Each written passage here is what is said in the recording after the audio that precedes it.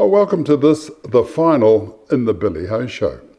It's just interesting, for the last 26 years, Linda and I have been presenting television shows. We started in 1997 with our fishing shows and went through to 2010, so that was 13 years of fishing shows at 40 shows a year. And then in 2010 we started the Talking Truck Show, and then that moved on to Low Gear, and that moved on to the Billy Ho Show. And in the meantime we've had Talking Cranes and a couple of other little shows, and now we're concluding the second edition of the Billy Ho Show. It's just interesting. So 13 years of fishing and 13 years of machinery, etc. That's interesting. So that all adds up to 1,050 episodes since 1997. That's one hell of a lot of television. But anyway, in this show we're heading down to Mystery Creek, and Mystery Creek are hosting the 100th anniversary of Kenworth. So we're going to go to Mystery Creek. We'll talk about a few Kenworths that we walk around and have a look at, and then I'll conclude with a look at them all. So let's go to Mystery Creek. Well, I'm at Mystery Creek, and behind me are about 880 Kenworth trucks. And Southpack have put this on. They did this about 5 to 10 years ago in Tauranga, where they had I think they had about 500 Kenworths there, but they've certainly got a lot more than that here today. Lots of people have come to see it, and there's a display of new trucks in the shed over there that we'll look at eventually, but big crowd, lots of Kenworths. So what we're going to do is we'll go and have a look and see all the different types of Kenworths that are here. Back in my day I drove an FF Austin for Prescott's Transport. The top of their cab is, well, probably about here somewhere. And then I drove about a 1960 Comma. Cab's about the same size. And these were basically unheard of at that time. But these are as high as they can be, they're as wide as they can be. They've got lots and lots of controls in there, and dials and gauges to tell you all the things that could be wrong with it and all the things that need to be checked. But there's 850 of these things in here, so a lot to look at. But the old cab over Kenworth is certainly an intimidating truck on the road, that's for sure, particularly if it's up your bottom as you're driving along.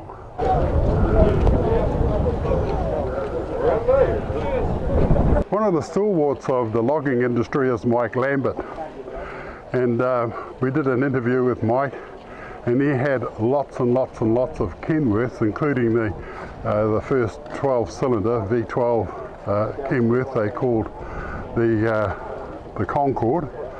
But this is pretty much the colours that he chose for his livery for his trucks. Then in May '67 we were offered a new Kenworth for on good terms by Dalhoff and King to paint it up to look nice and put it on the log run and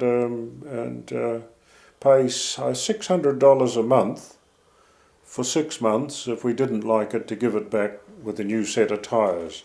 If we did like it, then the $600 we'd been paying would be credited towards the purchase of it. And by the 6 months we had a second one. And that's really where the Kenworth story began.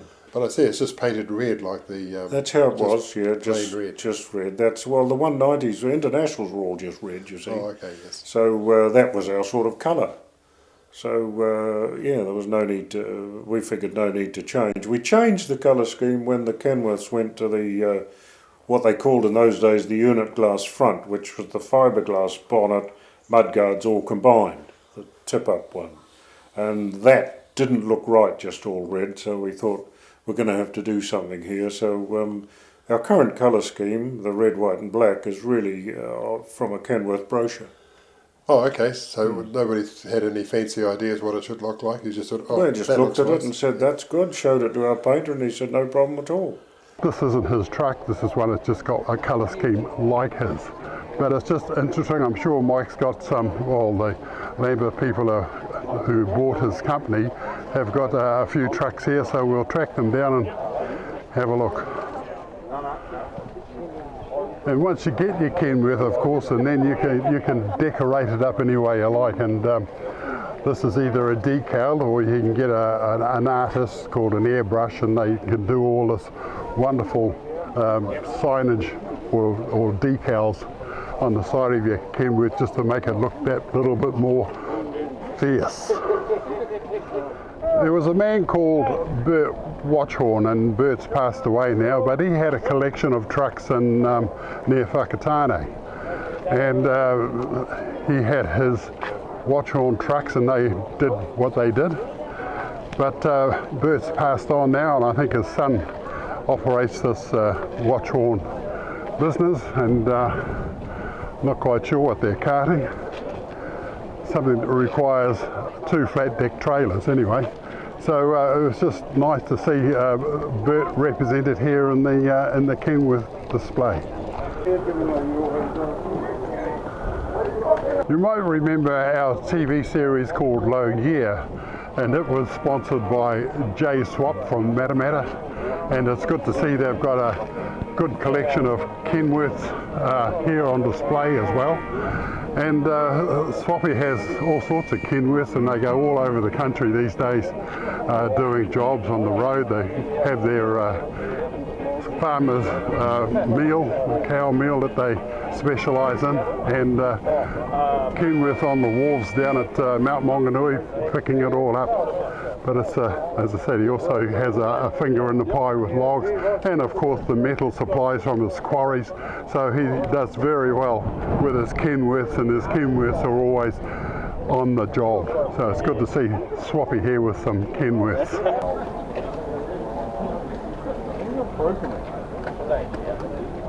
Looking at the number plate of this Kenworth, IM9401, puts it about 1976. And there's a green one next door with a similar number plate, and that's about the same age. But this one has done 2.5 million K, and that's before the bloke who owned it, which was Scott's Transport from Tahuna. And they did timber from Tahuna to Auckland and various places like that. And they had a lot of trucks back in the day with a great big Scott Transport on the side. But they owned this for 2,500,000, and then they sold it on to this fellow who's continued to add the mileage, or the K-age, if you like, onto it. But it's just to see a very old Kenworth, 1976, 86, 96, 206, 2016, yeah, nearly 50 years old. Amazing. This is a Kenworth, well, the body of a Kenworth. I'm not quite sure of the engine that's in it. It's a race truck. It's got a pretty groovy little logo on the front. I think it's called the Punisher, that particular logo. But Shane Gray has got his name on this, so I guess he's the guy that runs it. But we did see some truck racing probably about 7 or 8 years ago down Steptoe way, and it was very, very exciting. So here we go, a Kenworth race truck. This Kenworth is getting way back there at 1966, and they've just arrived. They've been pretty much put on the logs.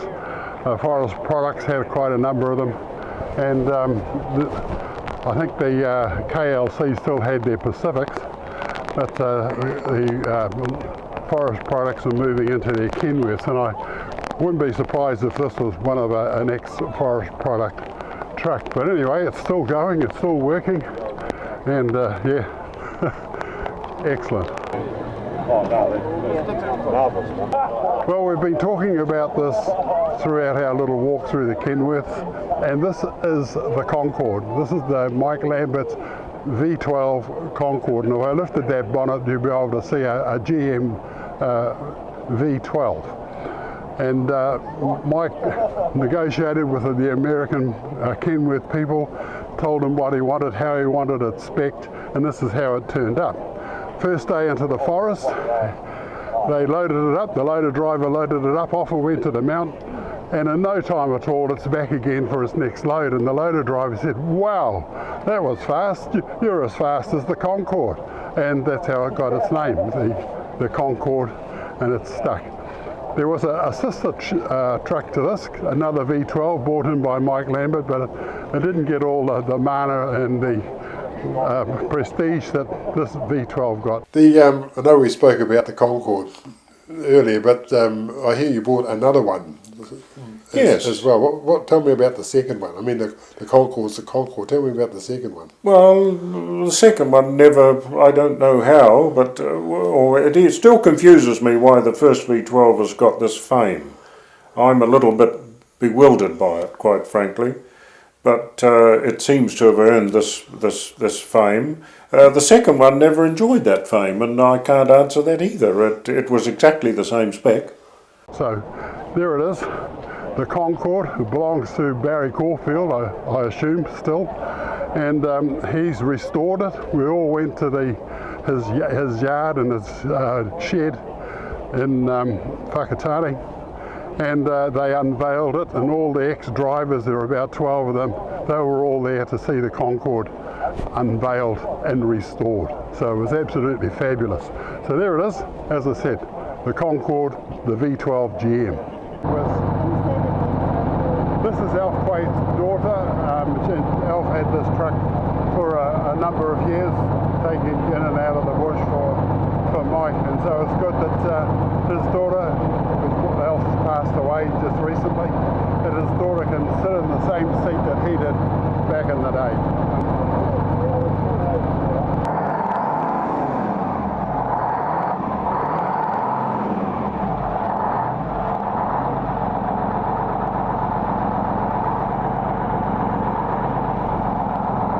Well, here I am in the cafe, and it's just like going back to 1950. The chairs of the time, Formica I think it's all called, and the black and white floors. There's Elvis Presley over there, there's a jukebox over there, there's memorabilia behind me, that beautiful montage of cars behind me. There's even an old Dodgem. Remember the Dodgems that they used to show? Boom, boom, boom. Wonderful. And I'm having a big breakfast. It's bacon and eggs, and so if you come here with your group to have a look at the museum, you can sit down and have a wonderful meal before you even start. So look at that, bacon and eggs, sausages, tomatoes, toast, mushrooms, the whole 9 yards, and a cup of tea to wash it all down. So there you go. When you come here, come and have a meal first and then enjoy yourself in the museum. So if you're looking for a present for the truck driver or somebody interested in transport in your life, then my Talking Trucks book might be just the thing. So if you'd like a copy, just email me, billhohepper@extra.co.nz, and I'll take your details and I'll get a copy in the post to you. Now this book covers trucks basically heading back from about 1972 to the time they started making vehicles. So a good historical book, and tells you all about the New Zealand transport industry up until about 1972. Email me, billhohepper@extra.co.nz. Bruce's nephew. Oh, okay. Yeah, I'm the one with the Pacific trucks. These are 1964, these pair of Kenworths, and they were brought in by New Zealand Forest Products, and so haul the logs. The bonnet on these things, or the top of the radiator, is quite unique. They were like this back in the time, little KWC sign up the top there. Same with that one, and those were the logos of the time. And if I go further back, when we went to Canada, they had when we went to the USA, they had a logger Kenworth that was about 1958, 57, but that was completely different. Kenworth make a heavy duty truck, as we know. It's got the checker plate mud guards, and some of them have the mud guards that actually stand out, and they're for the logging and the rest of the heavy duty stuff. And the round town jobs just had the moulded fiberglass. But this is to me looks like a very old Kenworth. It's even got a different logo on the front. It's actually got the whole word Kenworth in a circle on the front there. Steel mud guards. Still got the same door that looked like it was universal to all the trucks.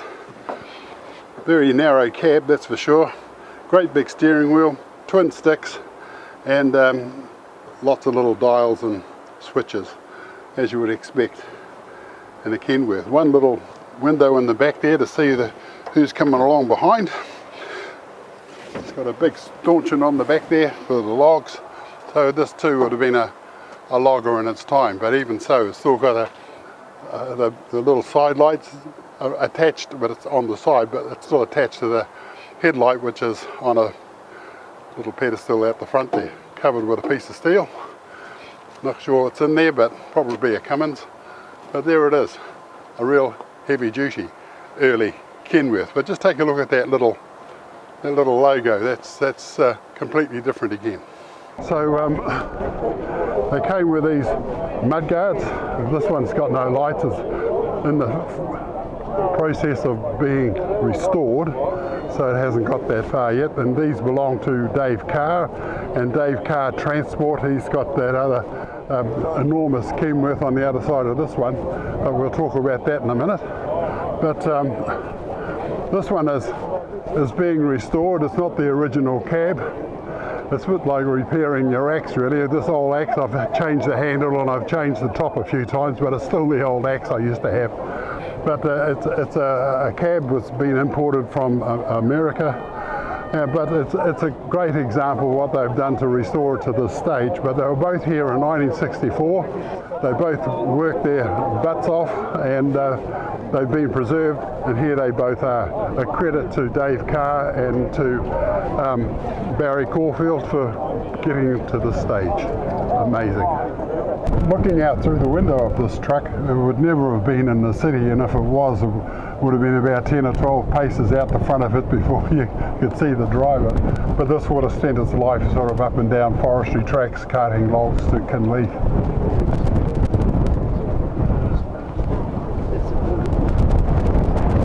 This truck belongs to Dave Carr. We did a story about this truck quite a number of years ago when we had a chat to Dave Carr, and this was at Buff Wedding, had a Buff Wedding from Weddings in Papatoe.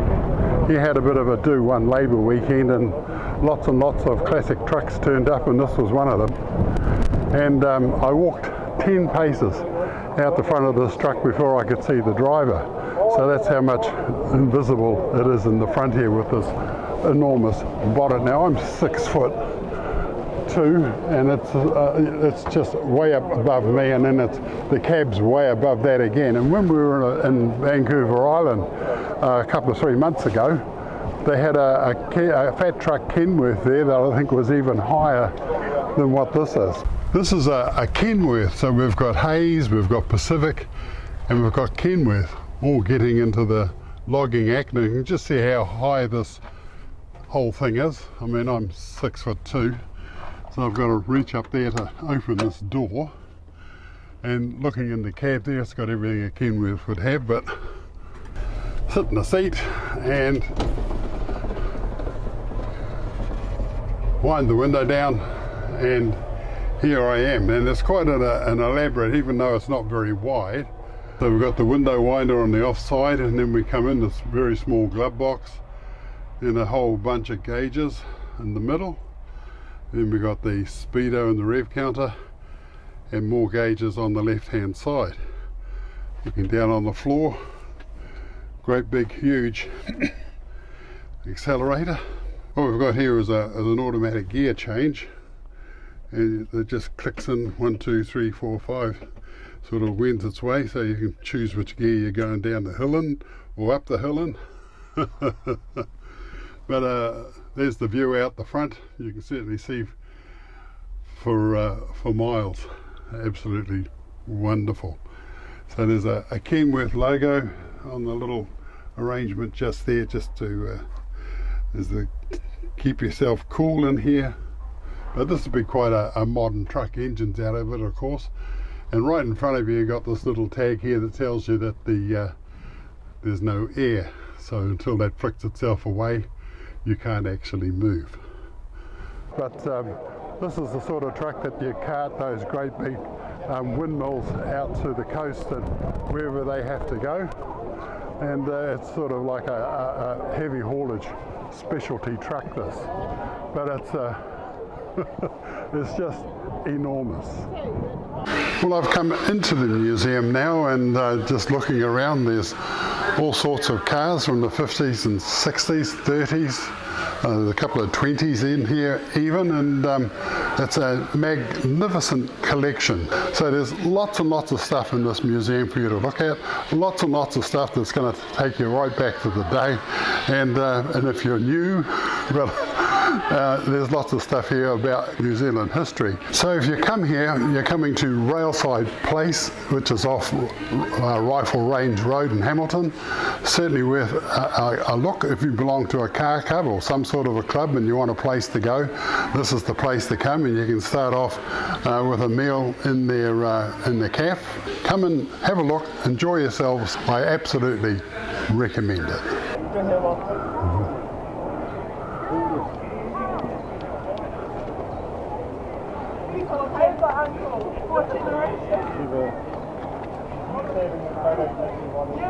This is the Kenworth they call Steptoe, and according to the number plate, it says 1965, which means that this is one of the first ones to come into the country.